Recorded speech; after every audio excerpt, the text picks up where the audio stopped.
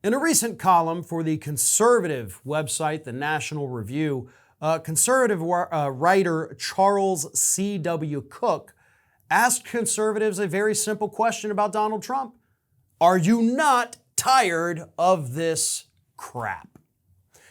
And the reason I'm talking about this today is because this piece put out by Mr. Cook here is phenomenal.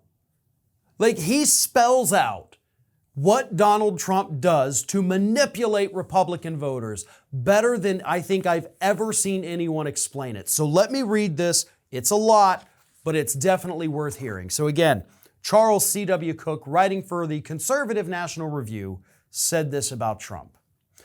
On Monday, he'll say that people with red hair ought to be drowned in butter. On Tuesday, normal people will say that really doesn't sound like a good idea, which, because our politics is stupid, will prompt Trump's fans to say actually what America needs and what it's always needed is for us to drown people with red hair in butter. On Wednesday, Trump will say that he actually never said that we ought to drown people with red hair in butter, and at this signal, the people who defended him on Tuesday will pretend that this is what they'd understood him to mean all along, and then insist that the real villains of the story are the people who heard him say people with red hair ought to be drowned in butter. On Thursday, Trump will say the original thing again in slightly different words. Why does this happen? Beats me.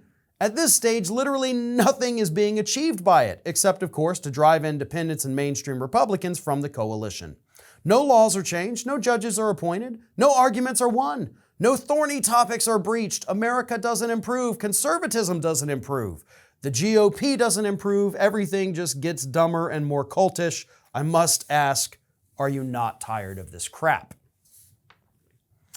Now, personally, I'm going to say I'm not tired of this crap because I love watching the Republican Party absolutely go down in flames. Y'all deserve this because you all, every one of you on the Republican side, cultivated the atmosphere that created Donald Trump. He is not somebody that came in and created all this chaos for you. The chaos was already there. He just amplified it, and he exacerbated the problems that were already beginning to show their ugly faces. And yeah, he made it a hell of a lot worse. There's no doubt about that. And you're absolutely right with your analysis that he'll go out there, say something crazy, which, of course, you're referring to him saying over the weekend, let's terminate the Constitution. Then him saying, no, I never said that, even though the post was still up on Truth Social. But he'll say something, then he'll deny that he said it, then he'll just reiterate it in other words. I think that's beautiful. But I also think so many of these conservatives that speak out against Donald Trump ignore the fact that their party created these conditions for him to take it over.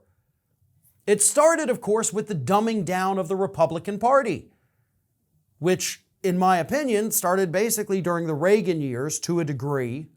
You know, oh, let's take this. He was governor of California, but he's really just an actor. Let's put him in this position of power that he certainly shouldn't have.